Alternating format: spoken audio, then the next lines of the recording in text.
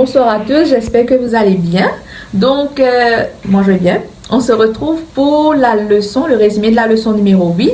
Et le titre, c'est « Aider comme Jésus ». Et bien sûr, comme à notre habitude, nous allons prier avant.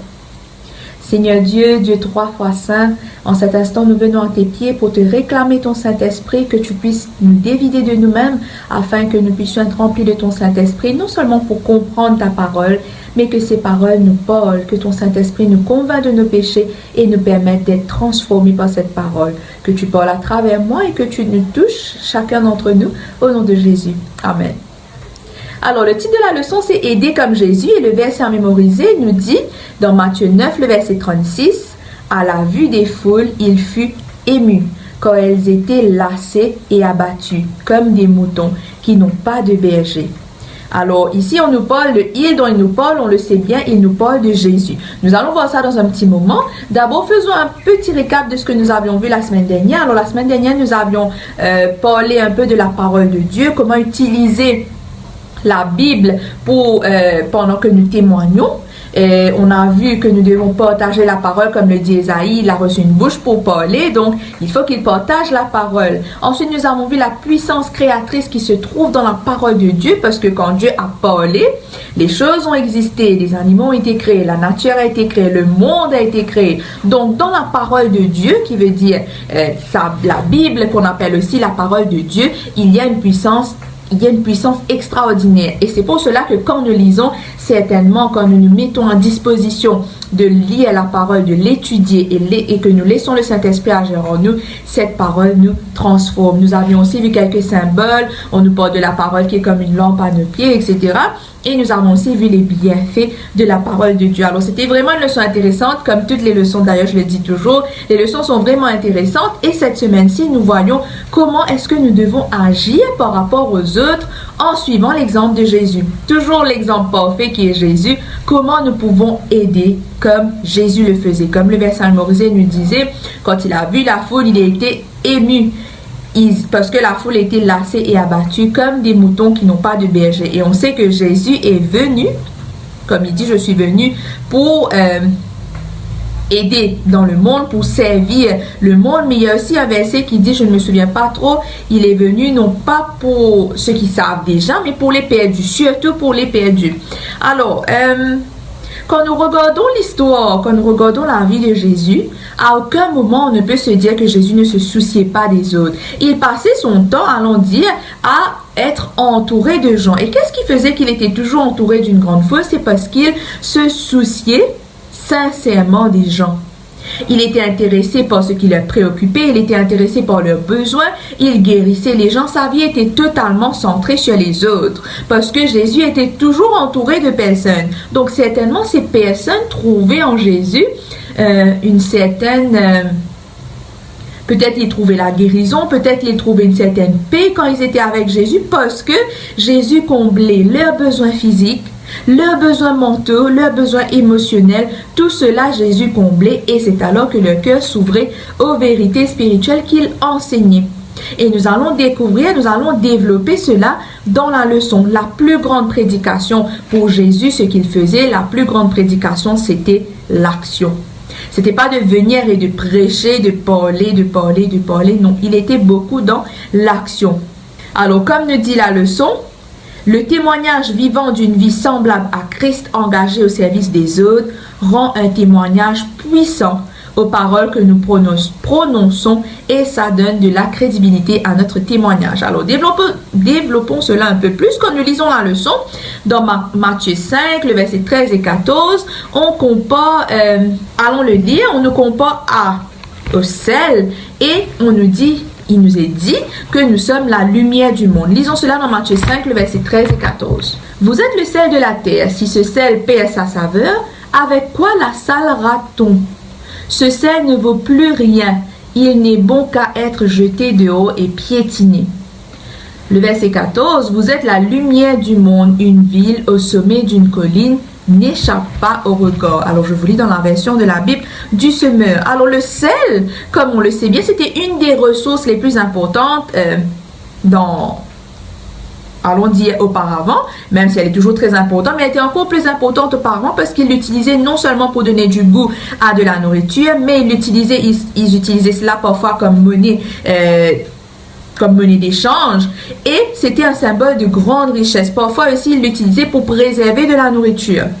Et quand Jésus est en train de donner l'illustration du sel pour symboliser ses disciples, nous, pour nous symboliser, allons dire, il disait en vérité que la véritable richesse du monde, comme nous dit la leçon, ce ne sont pas les personnes les plus puissantes, les plus riches du monde. La véritable richesse du monde, c'est des chrétiens qui sont engagés, qui viennent faire une différence pour le royaume de Dieu. Et nous allons voir que quand nous sommes engagés, nous ne sommes pas engagés seulement en termes d'aller parler, seulement parler de Jésus, mais quand on est engagé au complet, complètement dans tout ce que nous faisons. Je continue toujours dans la partie de dimanche, il est dit, leur acte d'amour et de service désintéressé préserve comme le sel ce qu'il y a de bon dans le monde et ajoute du goût à son atmosphère. Nous sommes aussi la lumière du monde, comme le verset 14 nous dit. J'aime bien ce qu'il dit dans la deuxième phrase, nous dit: une ville au sommet d'une colline n'échappe pas au regard. Nous sommes comme sur une colline, donc certainement les yeux du monde sont sur nous. Nous sommes une lumière du monde. Et une lumière, qu'est-ce qu'elle fait? Elle pénètre dans les ténèbres et elle brille. Elle fait les ténèbres devenir claires. Elle fait les ténèbres devenir jour. Elle ne se sépare pas des ténèbres. Elle pénètre les ténèbres et elle transforme. Elle change les ténèbres en lumière. Qu'est-ce que cela devrait nous faire comprendre? Souvent, on nous dit que nous sommes la lumière du monde et souvent, on nous dit que nous ne devons pas faire partie du monde. Nous devons aller dans le monde, mais ne pas faire partie du monde. Comme le dit Jean 17, que nous pouvons lire, c'est un verset très important. Jean 17, le verset 15 à 18. Je ne te demande pas de les retirer du monde, mais de les préserver du diable. Ils n'appartiennent pas au monde comme moi-même, je ne lui appartiens pas. Consacre-les par ta vérité, ta parole est la vérité.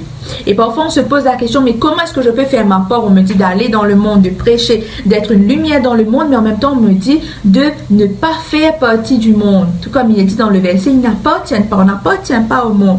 Alors comment arriver à comprendre cela? Tout simplement, Jésus nous demande de faire notre part. Si nous voulons gagner des âmes à Christ, comment je peux gagner des âmes à Christ si je ne vais pas dans le monde? Mais ce ne doit pas être le monde qui a une influence sur moi, mais c'est moi, la lumière qui doit avoir une influence dans le monde. Comme il est dit, la lumière va devoir pénétrer les ténèbres pour changer les ténèbres en lumière. Elle ne se sépare pas des ténèbres, elle pénètre les ténèbres. Quand nous éteignons la lumière, il fait noir. Mais quand nous allumons la lumière, c'est comme si que la lumière est venue pénétrer et a éclairé partout. Et c'est exactement ce que nous devons faire. Mais nous devons faire bien attention à ce que nous faisons, que nous n'allons pas nous laisser influencer par les choses du monde, choses que le diable veut, mais plutôt que nous allons influencer le monde. Alors, juste une petite expérience. Auparavant, j'étais le genre de personne que, à force d'avoir entendu dire qu'il ne faut pas aller il ne faut pas être comme le monde, il ne faut pas faire les choses du monde, parce que Dieu nous a mis à part, etc. Donc moi je me suis dit, je n'irai à aucune autre église si ce n'est que mon église adventiste. Je ne mettrai pas les pieds dans une autre église, parce que pour moi c'est aller dans le monde. Alors que j'étais complètement dans l'erreur, bien sûr, mais depuis quelques temps, allons dire depuis l'année d'avant, j'ai une amie qui m'a invité, ma meilleure amie qui m'a invité à quelques réunions qui se passaient dans son église, à elle, qui n'est pas adventiste. Et là, je me suis dit, mais ok, je vais partir. Et c'est là que je me suis rendu compte que si moi, je ne fais pas le pas d'aller vers les gens du monde, peut-être d'aller assister aux réunions qu'elle fait, d'aller voir le programme. Et franchement, vous dire, les programmes qu'il faisait, c'était des programmes vraiment intéressants. Vraiment, vraiment intéressants, où il parle de Dieu, etc. Simplement que c'était l'église catholique et que nous sommes adventistes. Et apparemment, je me disais, non, je ne peux pas mettre les pieds dans l'église catholique. Et j'étais vraiment dans l'erreur. Dieu nous demande d'aller vers les autres. Et ce qui était extraordinaire, c'est que j'ai beaucoup apprécié ce qu'il faisait. Parce que dites-vous bien qu'on a le même Dieu, on sait le même Dieu. Et en partant là-bas, j'ai rencontré quelques personnes. Et ça m'a permis de les inviter et ces quelques personnes, quand je les ai invités, ils sont venus à la journée des visiteurs. Alors tout ça pour dire que si nous ne faisons pas le pas d'aller vers les autres, si nous ne faisons pas le pas d'aller dans le monde tout en ne nous laissant pas influencer, les autres ne viendront pas à nous. On ne pourra pas gagner des âmes à Christ. Donc nous devons faire bien attention que quand on nous dit de ne pas faire partie du monde, ça ne veut pas dire que je ne dois pas parler avec X ou Y, je ne dois pas mettre les pieds dans l'église de X ou Y parce que telle chose. Non, loin de là. Dieu nous demande de ne pas faire comme le monde fait, de ne pas adopter les mauvaises habitudes du monde. Mais il nous demande, excusez-moi, d'aller dans le monde, d'aller prêcher, d'aller amener des âmes à lui. Alors, c'est exactement ce que le verset Jean, le chapitre 17, est en train de nous dire. Nous devons nous attacher au principe de Dieu. Nous devons utiliser nos dons pour le Saint-Esprit pour amener des âmes à Christ. Et si Dieu décide de me placer, peu importe où, tant que mon don est utile, je dois pouvoir l'utiliser et le mettre au service de Dieu. Et nous devons surtout, pour arriver à aller dans le monde sans pour autant adopter leur habitude, bien sûr, si nous voulons aller dans le monde, nous devons voir les autres avec le regard de Jésus. Chose qui est très très importante pour réussir à témoigner, pour réussir à accomplir la mission que nous avons eue, qui est d'aller vers les autres. Nous allons voir plus loin que les disciples. Plus loin, je pense que c'est dans la leçon de la semaine prochaine, si je ne me trompe pas, les disciples vont devoir aller en Samarie. Pourtant, la Samarie, c'était une ville où ils adoraient Dieu d'une façon erronée, allons dire. Ils mélangeaient Dieu avec les idoles. Mais pourtant, les disciples, eux, ils étaient un peu comme moi, allons dire, au moment où je me suis dit, non, je ne vais pas aller à aucune église, je ne vais pas parler avec telle personne, etc. Ils étaient vraiment dans l'erreur jusqu'à ce que Jésus leur fasse comprendre qu'il y a une mission dans cette ville, dans la ville de Samarie. Et vous allez voir vous-même, quand vous lirez, que ça aura servi à beaucoup de choses, juste le fait que Jésus se soit arrêté et parlé avec la femme samaritaine. Et cela aura un grand impact dans la conversion de pas mal de Samaritains. Alors, nous continuons la leçon. La leçon de cette semaine nous démontre comment est-ce que nous devons traiter les gens. Comment nous devons traiter notre prochain. Souvent, on ne sait pas comment traiter les autres. On pense qu'on est en train de bien traiter X ou Y, mais quand on compare ce traitement, allons dire, à comment Jésus traitait les gens, c'est un grand monde de différence. Et nous sommes appelés à suivre la méthode de Jésus. Les méthodes de Jésus, toutes les méthodes, allons dire, ça peut se résumer en un seul, mais tout ce que Jésus faisait, nous sommes supposés le faire parce qu'il est venu nous donner l'exemple parfait. Alors, premièrement, nous devons savoir traiter les gens. Comment Jésus, ce qu'il y avait de particulier en lui que nous devons avoir en nous, c'est qu'il mettait en valeur ce qu'il y avait de meilleur chez les gens. Qu'est-ce que nous faisons? Nous mettons en valeur ce qu'il y a de pire chez les gens. Quand on va parler de quelqu'un à X ou Y, on va souvent mettre en avant son défaut. C'est vrai, c'est humain de faire cela. Humainement parlant, on est comme ça. On passe notre temps, on s'attarde sur le défaut de X ou Y au lieu de mettre, c'est très rare qu'on va mettre en valeur ce qu'il y a de meilleur chez les gens. Mais Jésus, lui, il le faisait. Quand nous voyons l'histoire du centenier et son serviteur mourant, le centenier qui va venir vers Jésus va lui dire, Seigneur, mon serviteur est mourant, etc. Jésus va lui dire, ben allons. Et là, il va dire, non, pas la peine de te déplacer, c'est comme moi. Un centenier, c'est quelqu'un qui a 100 soldats à sa charge. Alors, il va dire, c'est comme moi, quand je donne des ordres, les soldats exécutent ces ordres, mais toi-même, tu peux donner un ordre, tu n'as pas besoin de te déplacer, entre guillemets, et mon serviteur sera guéri. Et là, Jésus va dire, chez personne en Israël, je n'ai trouvé une telle foi. Imaginez-vous, je suis sûre que ce centenier n'était pas chrétien, mais qu'il avait entendu parler de Jésus. Et il avait entendu beaucoup de bonnes choses de Jésus.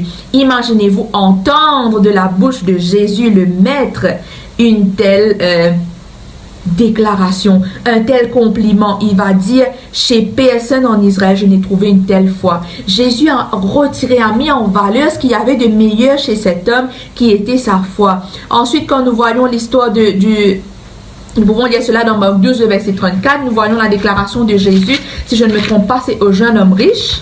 Voilà, c'était un des spécialistes de la loi qui va s'approcher de Jésus et il va lui dire quel est le commandement le plus important de tous. Et là, Jésus va lui dire tel ou tel commandement. Ensuite, Le spécialiste de la loi va dire au verset 32, nous lisons, « C'est bien, maître, lui dit le spécialiste de la loi, tu as dit vrai, il n'y a qu'un seul Dieu, il n'y en a pas d'autre que lui, l'aimer de tout son cœur, de toute son intelligence et de toute son énergie, ainsi qu'aimer son prochain comme soi-même. C'est bien plus important que tous les holocaustes et tous les sacrifices. » Le verset 34, Jésus, voyant qu'il avait répondu avec intelligence, lui dit, « Tu n'es pas loin du royaume de Dieu. » Alors, c'est juste extraordinaire, encore une fois, un tel compliment, un tel encouragement qui vient de la part de Jésus.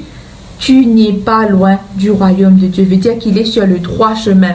La déclaration de Jésus, Jésus, en quelque sorte, il avait cette capacité à faire ressortir le meilleur chez les gens. Et la leçon nous dit, pour ouvrir les cœurs à l'évangile dans la partie de lundi, peu de choses ont autant d'effet qu'un simple compliment. Cherchez le bien chez les autres autour de vous et faites-leur savoir que vous les appréciez. On aime recevoir des compliments. Il y a très peu de personnes qui n'aiment pas recevoir des compliments. On aime être complimenté, excusez-moi, parce que ça nous montre qu'on a bien fait, mais ça nous encourage aussi à mieux faire. Mais pourquoi est-ce que nous ne complimentons pas aussi souvent que nous aimons recevoir des compliments? On nous dit que pour ouvrir les cœurs à l'évangile, ça peut avoir un effet. Un simple compliment peut avoir un grand effet. Et maintenant, il est de notre devoir de faire ressortir le bien chez les autres. Alors, je m'explique, faire ressortir le bien chez les autres, ce n'est pas seulement aller lui dire « Waouh, tu es très jolie aujourd'hui, waouh, tu as mis un beau vêtement, waouh, tu as très bien fait ceci, tu as très bien fait cela. » Non, c'est dans notre attitude. Nous devons être le genre de personnes comme Jésus qui faisait naturellement ressortir le bien chez les autres. Il n'est pas simplement une question de complimenter sur tout ce que la personne fait. Non, il est une question de nous-mêmes. Nous devons souvent ce que nous faisons, ce que nous sommes d'ailleurs, c'est que nous faisons ressortir le mauvais chez les autres. Peut-être nous sommes le genre de personnes qui, quand il y a une affaire, nous exciter brille. Donc, du coup, l'autre personne va s'exciter aussi, l'autre personne va s'énerver. On est en train de faire ressortir ce qu'il y a de mauvais chez l'autre, alors que nous sommes supposés faire le contraire. Nous sommes supposés être quelqu'un qui fait ressortir le bien chez les autres. Quand nos paroles sont encourageantes, elles ont une influence positive sur la vie des autres. Prenons notre exemple, même quand une personne nous dit une parole encourageante, on peut peut-être rester sourire jusqu'à la fin de la journée. Alors, mais ça a le même effet sur les autres. Donc, à nous, notre rôle, c'est d'encourager les autres, de donner des paroles encourageantes et pleines de grâce. Jésus était compatissant et il faisait très attention à ce qu'il disait. Il avait cette capacité de mettre en valeur ce qu'il y avait de meilleur chez les autres. Et c'est la première chose que nous devons faire quand on parle de comment est-ce que je dois traiter mon prochain. La première chose, c'est savoir retirer ce qu'il y a de meilleur en la personne. Veut dire, je vois mon prochain X, je ne vois pas ce qu'il est en train de faire de mal, je ne vois pas le péché qui est en lui, mais je vois les bons côtés de la personne. Je vois ce que cette personne peut devenir avec le Christ. Et on revient encore à cette leçon qui nous dit, voir les autres avec le regard de Jésus, qui est très important. Deuxième chose, comment nous devons traiter les gens pour pouvoir faire notre part de prêcher, notre part de témoignage. Nous voyons cela dans Matthieu 9, où il nous parle du paralytique. Alors, nous n'allons pas lire nécessairement, c'est l'histoire qu'on connaît bien, où le paralytique va venir à Jésus et ses amis vont le faire passer par le toit, etc., parce qu'il n'y aura pas de place. Et Jésus va lui dire, tes péchés sont pardonnés. Nous pouvons juste lire ce verset, Matthieu, qui se trouve dans Matthieu 9, le verset 2. On lui amena un paralysé, couché sur un brancard. Lorsqu'il vit quelle foi ces gens avaient en lui, Jésus dit au paralytique, prends courage, mon enfant, tes péchés te sont pardonnés. Alors, que voyons-nous ici? Jésus, le paralytique, excusez-moi, est venu à Jésus. Ses amis l'ont amené du moins à Jésus pour être guéri.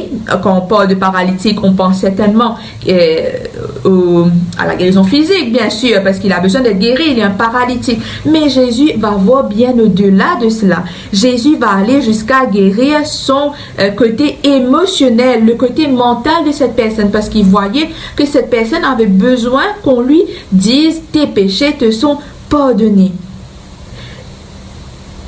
la leçon nous dit que chaque jour, on rencontre des gens qui ont des besoins, différents besoins. Il n'y a pas une personne sur Terre qui peut dire qu'il n'a aucun besoin. Personnellement, je pense que ça n'existe pas. Nous avons tous des besoins, que ce soit des besoins physiques, des besoins matériels, on a besoin de choses chez nous, de la nourriture, on a besoin des choses matérielles, ou un besoin émotionnel, ou même un besoin spirituel. Et qu'est-ce que faisait Jésus?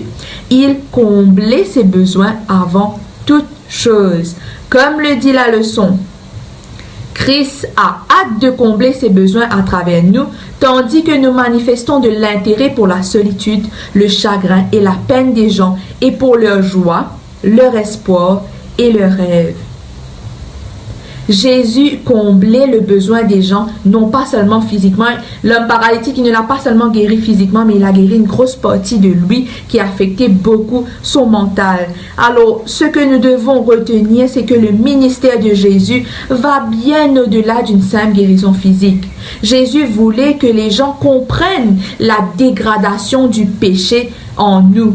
La dégradation du péché, imaginez-vous, ça n'affecte pas seulement notre vie spirituelle. Le péché a dégradé tellement de choses en nous que ça nous affecte complètement. Le péché nous a tellement dégradé qu'on n'est pas capable de garder une relation de couple suffisamment longtemps. On se retrouve avec un cœur brisé. Ça nous affecte émotionnellement. Ça nous affecte mentalement. On se retrouve affecté peut-être pour la vie. On décide de ne plus faire confiance à personne. C'est juste un exemple pour montrer la dégradation du péché. Le péché nous montre que c'est normal de date 1, 2, 3, 4, 5, 6, 7 personnes, autant que nous voulons sortir avec un, quitter, sortir avec l'autre, alors que ça n'a rien de normal.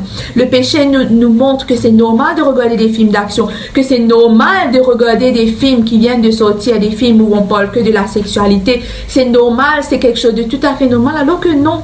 Le péché nous dégrade tellement qu'il dégrade notre corps physique. Nous vieillissons, nous devenons nous ne restons pas comme nous sommes, malheureusement, nous vieillissons, nous devenons faibles, nous n'avons plus de force. Le péché affecte notre mental, affecte nos émotions, nous fait penser que certaines choses sont tout à fait normales parce que c'est normal aux yeux de la société, alors que non. Alors le péché a dégradé tellement de choses en nous. Et ce qui est merveilleux, c'est qu'avec Jésus, nous pouvons retrouver cet état que nous avions au début. Nous pouvons être non pas changés, je dis bien, mais transformés. C'est un monde de différence. Nous pouvons être transformés à l'image divine, l'image que nous sommes supposés être depuis la création du monde. Et c'est ce que Jésus vient faire depuis qu'il était sur la terre. Il est venu combler les besoins des gens, non pas seulement physiques, mais tous les besoins, parce que le péché a dégradé tellement de choses en nous. Et c'est notre devoir. Pour Christ, la guérison physique sans la guérison spirituelle est incomplète. On peut prendre l'exemple de la femme samaritaine qui, Jésus va apporter une lumière dans sa vie. Jésus va lui dire, si tu bois de l'eau que je te donne aujourd'hui, tu n'auras plus jamais soif. Parce qu'il savait qu'il y avait un besoin en cette femme. Et quand nous réfléchissons, nous avons tous un besoin suprême. Il y a un besoin suprême qui existe chez tous les êtres humains. Mais malheureusement, tout le monde n'arrive pas à PSC à mettre la main sur ce besoin, mais nous avons tous un besoin, c'est d'une relation personnelle avec Dieu, parce que nous avons été créés à la base pour louer, pour glorifier Dieu en premier lieu. Donc certainement que nous aurons ce besoin en nous, que nous connaissions Christ ou pas, nous aurons ce besoin en nous. Et c'est de notre devoir d'aller montrer aux gens, voilà, Jésus vient combler ce besoin. Je vais combler vos besoins physiques, etc. Et Jésus comblera vos besoins spirituels, vos besoins émotionnels. Jésus vous guérira mentalement, émotionnellement. Comme Jésus a dit, Matthieu 11, verset 28, « Venez à moi, vous tous qui êtes fatigués et chargés, et je vous donnerai du repos. » La quantité de gens dans le monde, peut-être nous-mêmes, nous sommes accablés par tellement de choses, de problèmes, que nous ne savons pas vers qui nous tourner, on ne sait pas quoi faire, mais Jésus nous dit, je vous donne ma paix. Je ne vous donne pas comme le monde donne, mais il nous donne la paix, une paix extraordinaire. Et ça, c'est le besoin que Jésus va combler. Et c'est notre devoir d'aller présenter ça aux gens. Quand nous prêchons, il nous faut combler tous les besoins. Non pas seulement venir avec ma Bible, commencer à prêcher. La personne, son besoin spirituel a été comblé, mais qu'en est-il de son besoin physique?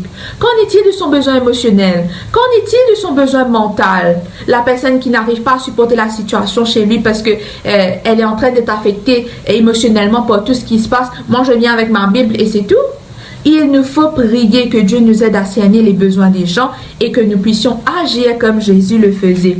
Donc, premièrement, nous avons vu, nous devons traiter les autres en mettant en valeur ce qu'il y a de bien chez eux. Deuxièmement, nous devons combler les besoins des gens physiques, mentaux, émotionnels, spirituels. Et troisièmement, nous voyons 3 aspects du ministère de Jésus que nous devons adopter. Nous voyons cela dans Matthieu 4, le verset 23 à 25. Jésus faisait le tour de la Galilée, il enseignait dans les synagogues, proclamait la bonne nouvelle du règne des cieux et guérissait ceux qu'il rencontrait de toutes leurs maladies et de toutes leurs infirmités. Bientôt, on entendit parler de lui dans toute la Samarie. On lui amena tous ceux qui étaient atteints de diverses maladies, etc., etc. Le verset qui nous intéresse le plus, c'est le verset 23. Il faisait quoi? Quels sont les verbes qui nous donnent dans le verset de ce que faisait Jésus? Il, premièrement, enseignait. Deuxièmement, enseignait. Deuxièmement, il proclamait. Et troisièmement, il guérissait. C'est la base du ministère de Jésus. Jésus, il associait ces 3 choses, l'enseignement, la prédication et la guérison. Et il a partagé ces principes éternels pour que nous puissions les adopter. Et au verset 24, on voit l'extension du ministère de Jésus qui nous dit, bientôt on entendit parler de lui dans toute la Syrie. On lui amena des gens malades, etc. Il les guérit tous. Une foule nombreuse, le verset 25 nous dit, des foules nombreuses se mirent à le suivre. Et elles étaient venues de où? De la Galilée, de la région des 10 villes, de Jérusalem, de la Judée et du territoire transjordanien. Alors, si on se pose la question, est-ce que la méthode de Jésus qui utilisait l'enseignement, la prédication et la guérison marchait? Si vous posez toujours la question, lisez le verset 24 et 25 comme on vient de lire. L'extension du ministère de Jésus s'est partie partout. Les gens sont venus à lui de tous côtés. Donc, certainement, cette méthode fonctionne. Cette méthode fonctionne parce qu'il nous est dit que les gens venaient à lui, une foule nombreuse le suivait. Donc, nous devons, parfois, ce que nous faisons en tant qu'adventistes, en tant que chrétiens, plutôt, nous allons vers les autres seulement avec la prédication.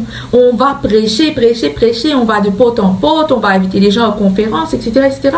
Mais à quel moment est-ce qu'on guérit ces gens?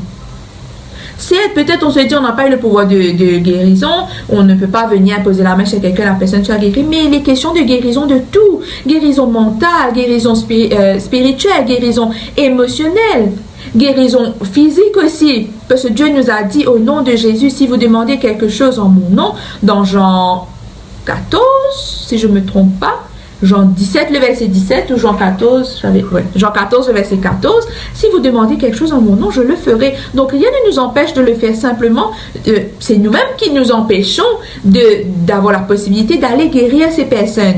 Et ce que Jésus nous demande de faire, c'est aller enseigner, aller prêcher, mais aussi guérir ces personnes, aider ces personnes à retrouver la paix du cœur, à mettre la main sur le problème qu'ils ont, mental, émotionnel, etc., et de le guérir tout en utilisant la méthode de Jésus.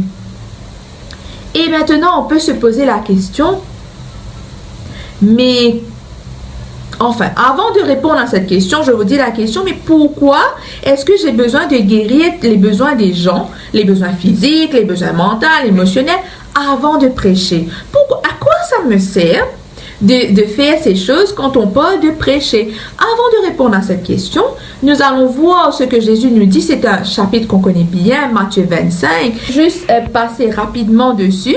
Dans Matthieu 25, à partir du verset 31. Voilà.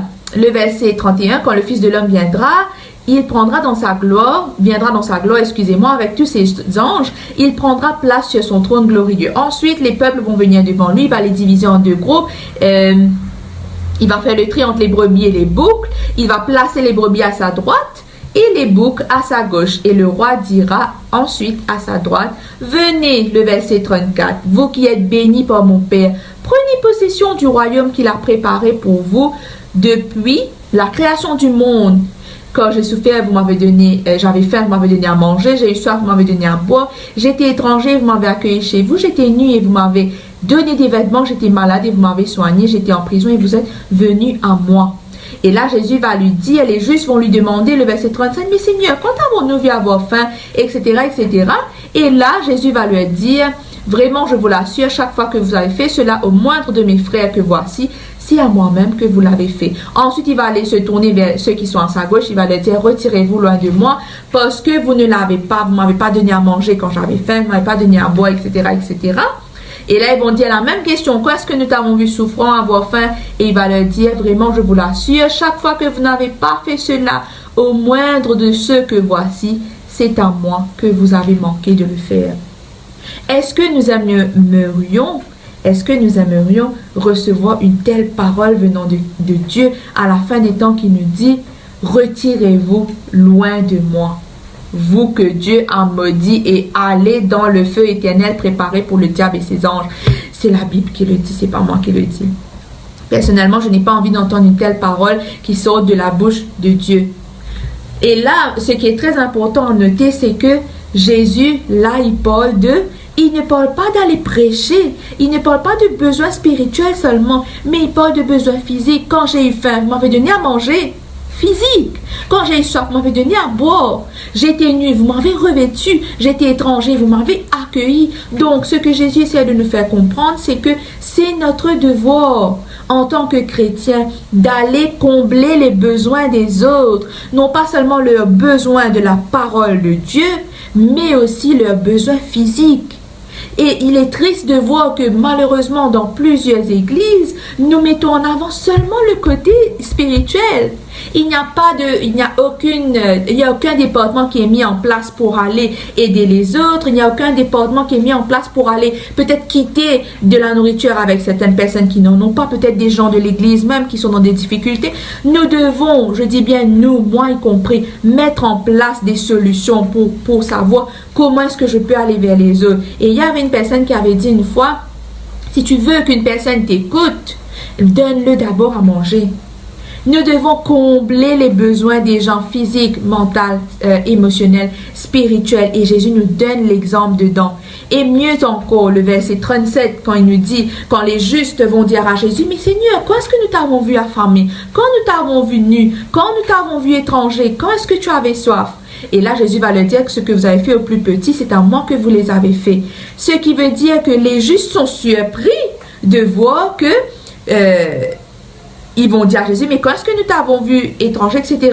Qui veut dire que quand nous faisons ces choses, nous devons le faire sans arrière-pensée. Nous ne devons pas le faire dans le but, ouais, mon petit photo, mon mettre sur Facebook. Oui, je vais avoir ma récompense après, je fais ça parce que j'ai envie d'avoir une récompense. Non, il nous faut le faire parce que c'est notre devoir, parce que c'est notre... ça devrait être en nous naturellement que d'aller combler les besoins des autres, que d'aider les autres comme Jésus les aidait. Et ça nous montre que les justes ne l'ont pas fait avec cette pensée que souvent nous avons, que nous devons être récompensés ou nous voulons que les autres voient ce que nous faisons. Parce que quand Jésus va leur dire, venez prendre votre récompense, eux-mêmes ils vont se dire, mais quand est-ce que nous t'avons vu avoir faim, avoir soif? Donc, c'est une grande leçon qui nous permet de comprendre que nous devons être parmi ces justes. Au retour de Jésus, je n'aurais pas aimé être parmi ceux qui va leur dire « Allez dans le feu éternel que j'ai préparé pour le diable ». Et maintenant, nous répondons à cette question. Pourquoi c'est important de combler les besoins des autres avant de leur prêcher la parole et de ne pas minimiser l'importance de cela, de combler les besoins des autres, physiques, émotionnels, etc. C'est parce que chaque acte que nous faisons de bien, à chaque fois que nous guérissons quelqu'un, que ce soit d'un problème qu'il a peut-être dans la tête, un blocage, ou peut-être même que nous aidons la personne qui est pauvre, etc. À chaque fois que nous le faisons, nous sommes en train de révéler le caractère de Dieu. C'est le caractère de Dieu qui était en Jésus. C'est pour cela que Jésus agissait comme ça. Nous sommes en train, à chaque fois que nous soulageons la souffrance des gens, nous leur donnons une chance de connaître la vie éternelle. Voilà pourquoi c'est important de le faire. C'est par nos actions la plupart du temps que les gens sont le plus touchés. Il y a une histoire, une vraie histoire. Il y avait un missionnaire qui était, si je me trompe pas bien sûr, là, peut-être dans les petits détails, il y a un missionnaire qui était parti dans une ville, dans un pays, et là, il faisait le bien autour de lui. Il était tout le temps là pour aider les autres. Quand les gens avaient besoin d'aide, les gens allaient vers lui, il les aidait. Quand les gens avaient besoin peut-être d'encouragement, il allait vers cette personne, il les encourageait, etc. C'était une personne qui aidait les autres tant qu'il le pouvait. Et là, un jour, excusez-moi, c'était pas un missionnaire, c'était une personne de la ville. Et là, un jour, un missionnaire va venir. Il va commencer à prêcher Jésus. Il va commencer à raconter aux gens, mais venez, je vais vous faire découvrir Jésus dans la parole de Dieu. Je vais vous expliquer ce que Jésus faisait, etc. Et qu'est-ce que ces gens-là vont dire? Oh, ben Jésus, ben, il habite telle place. Jésus, ben, il habite dans notre ville. Il faisait allusion à cet homme. Pourquoi ils ont fait allusion à cet homme? C'est parce que cet homme faisait le ministère de Jésus. Il faisait ce que Jésus faisait, sans pour autant prêcher Jésus, hein. Il faisait tout simplement ce que Jésus faisait, qui est de combler le besoin des autres. Et c'est exactement ce que nous devons faire. Nous devons arriver à ce stade où les gens qui ne connaissent pas Jésus, quand ils vont entendre parler de Jésus, ils vont se dire, ah ouais, comme cette personne que je connais. Est-ce que les gens diront ça de nous? Les gens devront pouvoir dire ça de nous. Donc c'est important que nous mettons bien en tête que chaque acte de bien que nous faisons, nous sommes en train de révéler le caractère de Christ, et il sera bien plus facile pour nous de prêcher la parole après avoir comblé les besoins des gens. Alors je vous lis une citation de la sœur Ellen White qui se trouve dans le ministère de la guérison. On termine dessus. Il en est beaucoup qui ne croient plus en Dieu et qui ont perdu confiance en l'homme. Cependant, ils savent reconnaître et apprécier la vraie sympathie qui leur est témoignée, et le secours qu'on leur apporte. Ils ont le cœur touché lorsqu'ils voient une personne soigner les malades, secourir les pauvres, habiller ceux qui sont démunis de vêtements, consoler les affligés, diriger avec douceur les regards de chacun vers celui dont cette personne est la messagère d'amour, et cela d'une manière tout à fait désintéressée. C'est alors que leur gratitude s'éveille, leur foi s'allume, ils comprennent que Dieu prend soin d'eux et sont prêts à écouter sa parole. Alors, cette citation d'Ellen White englobe et résume tout ce que nous venons de dire. Et juste une parenthèse, c'est que souvent on se dit, mais comment je vais savoir qui est dans le besoin? Comment je vais aller vers ces personnes? Je n'ai pas de transport pour aller faire ce genre de travail, etc. Franchement, vous dire, dans nos églises, il y a tellement de gens qui ont des besoins matériels qu'on ne se rend pas compte. Il y a tellement de gens, comme on dit, c'est... l'église, c'est comme un hôpital. Ce sont les gens malades qui viennent dans l'église. Parfois, on se focalise sur les gens du dehors, mais dans nos églises, il y a des gens malades, il y a des gens qui ont besoin peut-être d'une aide financière. Il y a des gens qui ont besoin qu'on les aide à surmonter une étape. Il y a des gens qui ont besoin de conseils. Donc, il nous faut prier pour discerner cela, pour arriver à voir avec le regard de Jésus et savoir quel est le besoin de tout à chacun. Les plus petites choses que nous pouvons faire aura un grand impact dans la vie des gens. N'allons pas chercher de grandes choses à l'endroit à côté de tout le monde pauvre. Non, commençons chez nous, commençons dans nos églises, commençons là où nous connaissons les gens. C'est important que nous commençons là où nous sommes. Peut-être il y a une veuve qui habite près de chez nous. On ne prend même pas le temps d'aller parler à cette personne, à cette voisine. Peut-être qu'il y a une personne qui a perdu peut-être son mari, ses enfants, une personne qui peut-être on la voit bien, qui n'a pas de besoin financier, mais ça joue toujours sur le moral. À chaque fois vous allez voir dans le livre des psaumes, on va dire l'Éternel est près des veuves, l'Éternel a un regard favorable sur les veuves, sur les orphelins. Pourquoi? Parce que qu'on le veuille ou pas, ça affecte la personne. Et notre devoir, c'est d'aller combler les besoins de ces personnes. Que ces personnes soient à côté de nous, parfois on ne se rend même pas compte. Notre voisin, peut-être un membre de notre famille. Donc il est important que nous prions dessus et que nous fassions de cela un sujet de prière. Alors j'espère que cette leçon vous aura aidé. Comme nous dit la leçon, quand nous guérissons les gens, allons prendre un exemple. Quand Jésus guérissait les gens, quand Jésus a guéri cet homme paralytique, il aura fini par mourir à un certain moment. Il est mort à un certain moment. La femme, la femme qui perdait le sang, quand elle va toucher le bord du vêtement de Jésus, elle va être guérie, oui, mais elle va finir par mourir à un moment. Donc, c'est important que nous associons le besoin, nous comblons les besoins physiques, mentaux, émotionnels des gens, mais aussi que nous leur apportons, comme Jésus a dit, nous comblons ce vide, cette soif qu'avait la femme samaritaine. Jésus l'a dit, moi je te donnerai une eau où tu n'auras plus jamais soif. Ce n'est pas pour rien qu'on appelle Jésus le pain de vie, c'est parce qu'il nous rassasie. Il comble en nous ce vide que nous avons. Donc c'est important de ne pas cette fois-ci négliger le côté spirituel, de se focaliser seulement sur l'aide, etc. Non, les deux marchent de pair. Alors j'espère que cette leçon vous aura aidé et j'espère de tout cœur que après cette leçon, on va enfin décider à se bouger parce que ces leçons ne sont pas là pour rien. Ces leçons sont là pour que nous puissions, et si nous avons reçu une leçon avec chaque jour mis là-haut, lundi pour lundi, mardi pour mardi, c'est pour que après avoir lu lundi, la partie de lundi, je demande à Dieu que pendant cette journée, tu m'aides à mettre en pratique ce que j'ai appris. Lire, c'est important, comprendre, c'est important, mais la pratique, c'est ce qui va compter au jugement, au jour du jugement. Alors, j'espère que nous pourrons faire l'expérience de cela, que des étoiles seront ajoutées à notre couronne pour chaque bien que nous faisons. Et avant de terminer, nous allons prier. Seigneur Dieu, nous te remercions pour ton Saint-Esprit qui nous éclaire, qui nous permet de comprendre quel est notre devoir vis-à-vis de notre prochain.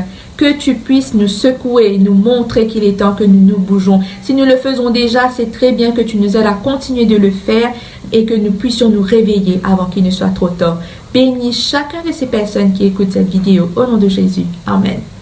Je vous remercie de votre attention, de votre écoute et je vous souhaite de passer une bonne soirée.